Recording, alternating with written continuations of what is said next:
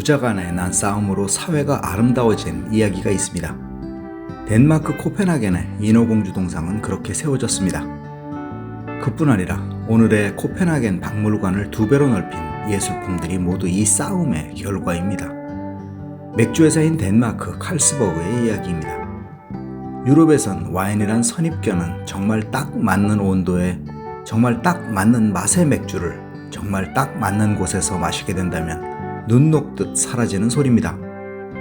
술은 분위기의 음료지만 그렇다고 모든 분위기를 생각할 수는 없었습니다.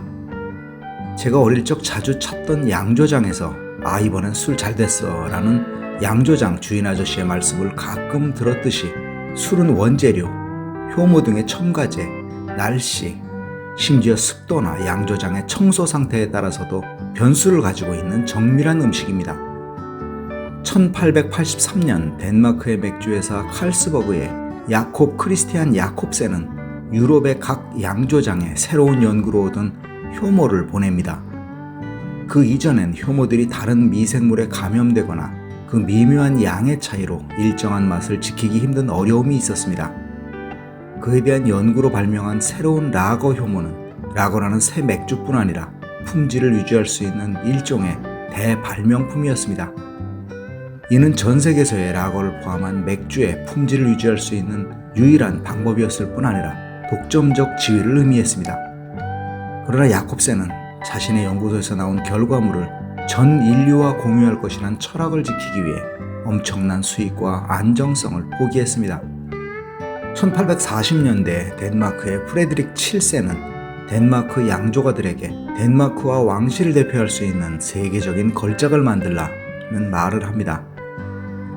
당시 24살의 야콥센은 아들의 이름인 칼과 뒷동산 언덕인 버그를 합쳐 칼스버그를 만듭니다. 당시 유행하던 영국의 예일에 대항하고 새로운 맛을 찾기 위해 라거 맥주를 연구했습니다.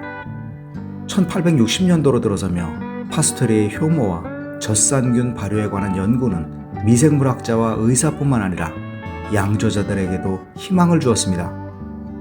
야콥스는 과학이 결국 답이란 걸 느끼고 1875년 세계 최초의 맥주 연구기관인 칼스버거 연구소를 세웁니다. 마침내 얻은 새로운 효모엔 사카로미세스 칼스버겐시스라는 학명이 붙었고 사람들은 칼스버그의 이름을 따 단순히 칼스버그 효모라고 불렀습니다. 유럽의 각 양조장에 보낸 효모로 많은 양조장이 이에 대해 경의를 표합니다. 이를 계기로 라거 시장은 폭발적으로 성장하며 맥주 시장의 판도를 순식간에 바꿔놓습니다. 이어 1909년 칼스버그는 수소이온 농도 지수를 발표하며 다시 세상에 공유합니다. 효모의 활동을 정밀하게 조절할 수 있는 발견이었습니다. 그러나 이처럼 뛰어난 업적에도 불구하고 야콥센은 북유럽 문화적 특성 중 하나인 지나친 고집에 빠지게 됩니다. 그는 항상 과학적 원칙과 관리가 가능한 수준의 경영을 강조했으며 이는 아주 지극히 당연하고 겸손한 북유럽 문화처럼 보입니다. 그럼에도 내 능력을 벗어난 상황에서 나를 스스로 줄이려는 마음은 자신에 대한 위축이나 도덕적 오만으로 보일 수 있습니다. 아들인 칼 크리스티안 힐만 야콥센은 더 이상 회사를 키우지 않기 위해 맥주 생산을 줄이려는 아버지에 반대하고 뉴 칼스버그란 회사를 설립합니다. 덴마크에서 가장 부자인 부자 사이에 전쟁이 벌어진 것입니다.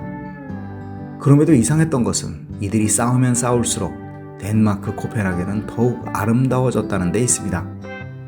예술품을 사랑하던 아들 칼은 회사를 키우고 더 수익을 얻어 내 사회를 돕는 데 뜻을 두고 있었습니다.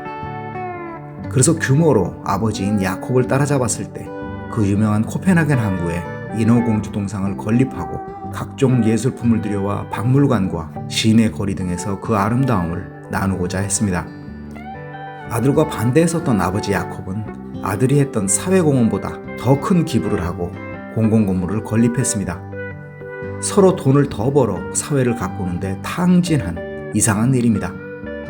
결국 1886년 두 사람은 앙금을 풀고 화해를 했으며 다음 해 야콥 크리스티안 야콥센이 사망합니다.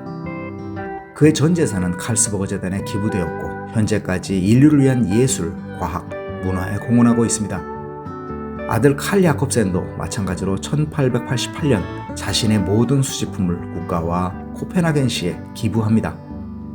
예술품을 전시하기 위해선 건물이 부족해서 하나를 더 지어야만 할 정도였습니다. 이것이 로댕과 고갱의 작품을 가장 많이 가지고 있는 칼스버그 미술관입니다. 가장 처음 만들었고 가장 많이 가졌었음에도 가장 많이 남긴 두 영웅을 보며 시대를 넘어 삶을 즐긴 이야기에 감동합니다. 이후에도 주류 회사 중 수익을 가장 많이 사회에 기부하고 플라스틱에 대한 연구나 산소 배출량 등 인류를 위한 무한한 연구에 지원하고 있습니다. 칼스버그는 또 옛 양조장 창고에서 발견된 1883년도의 맥주 효모로 다시 그 시절의 맛을 재현하려 하고 있습니다.